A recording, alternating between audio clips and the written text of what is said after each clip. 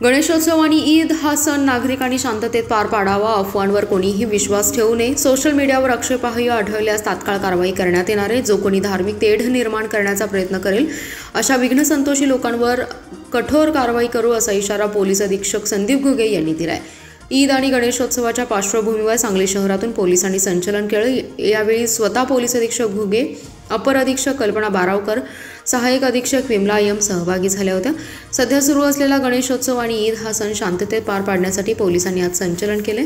शहरातील स्टेशन चौकापासून या संचलनाला सुरुवात झाली। स्टेशन चौक, राजवाडा चौक, गणपती पेठ मार्गे, टिळक चौक, हरभट रोड पासून छत्रपती शिवाजी महाराज यांच्या पुतळ्याजवळ या संचलनाला समारोप करण्यात आला। यावेळी बोलताना पोलीस अधीक्षक घुगे म्हणाले, नागरिकांनी सण आणि उत्सव शांततेत पार पाडावेत, कोणत्याही अफवांवर विश्वास ठेवू नये। पोलीस बंदोबस्तात शहरासह जिल्ह्यासह शहरात लावण्यात आलाय। कुठेही भीतीचं वातावरण नाही। आपल्याकडून नियमांचं आणि कायद्याचं उल्लंघन होणार नाही याची दक्षता घ्यावी। सोशल मीडियावर आमचं विशेष लक्ष आहे, सर्व सोशल मीडिया खात्यांवर लक्ष आहे, व्हॉट्सअपवर आमचं बारकाईनं लक्ष आहे। कोणत्याही व्हॉट्सअप ग्रुपवर आक्षेपार्ह आढळल्यास त्यांच्यावर तात्काळ गुन्हे दाखल करण्यात येतील। अफवा जाणीवपूर्वक पसरवत असेल, धार्मिक तेढ निर्माण करण्याचा प्रयत्न करेल त्यांच्यावर आम्ही कठोर कारवाई करू असा इशारा देत सर्व प्रतिबंधक कारवाया आम्ही पूर्ण केल्या आहेत।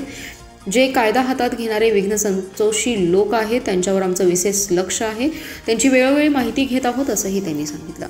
आज सांगली शहरामध्ये आम्ही रूट मार्च घेतलेला आहे। आगामी सण उत्सव ज्यामध्ये गणेश उत्सव आहे, ईद ए मिलाद हा पण सण आहे, त्या निमित्तानं हा रूट मार्च घेण्यात आलेला आहे। सर्व सांगलीकरांना मी आवाहन करतो की आपण प्रशासनाला सहकार्य करा, कोणत्याही अफवांना आपण बळी पडू नका। कोणत्याही अफवा आपल्यापर्यंत आल्या असतील तर त्याची खातरजमा तात्काळ पोलीस विभागाकडून करून घ्या। पोलीस बंदोबस्त योग्य त्या प्रमाणात पूर्ण जिल्हाभर शहरात आम्ही लावत आहोत। कुठेही भीतीचं कोणतेही वातावरण नाही। अतिशय उत्साहामध्ये आपण हा सण साजरा करा।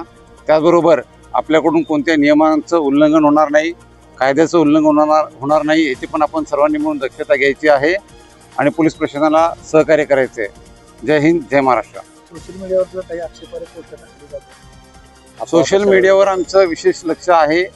आम्ही सर्व प्रकारचे social media handles, accounts check करत आहोत। विशेष करून जो व्हॉट्सअपचा ग्रुप आहे त्या ग्रुपवरच्या ॲडमिनना पण आम्ही त्याप्रमाणे नोटिसेस दिलेल्या आहेत। त्यांच्याकडूनही कोणत्याही चुकीच्या पोस्ट फॉरवर्ड केल्या जाणार नाहीत याची ते दक्षता घेतील आणि तसं जर काही आढळून आलं तर आम्ही त्या ठिकाणी तात्काळ गुन्हे पण दाखल करू।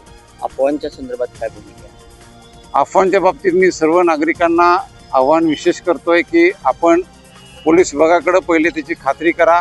कोणत्याही अफवांना आपण तात्काळ बळी पडू नका आणि भावनेच्या भरामध्ये येऊन कोणताही निर्णय आपण घ्यायचा नाहीये।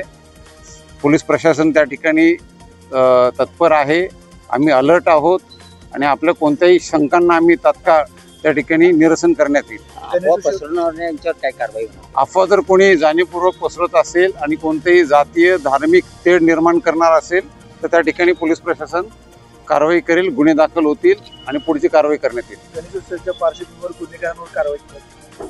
आता आम्ही जी हद्दपार आणि तिडेपारची प्रस्ताव होते ते बऱ्यापैकी आम्ही त्याच्यामध्ये आदेश निघत आहेत। काही आदेश आत्ताही प्रलंबित आहेत, ते आम्ही विसर्जनाच्या पूर्वी काढून घेत आहोत। बाकी सर्व प्रतिबंधक कारवाया आम्ही आमच्या टार्गेटनुसार पूर्ण केलेल्या आहेत। त्यामुळे सगळ्यांनी निश्चिंत राहायचं आहे।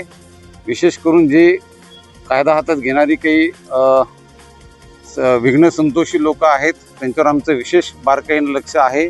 त्यांना आम्ही 24 तास सतत चेक करत आहोत, त्यांच्यावर आमचा वॉच आहे।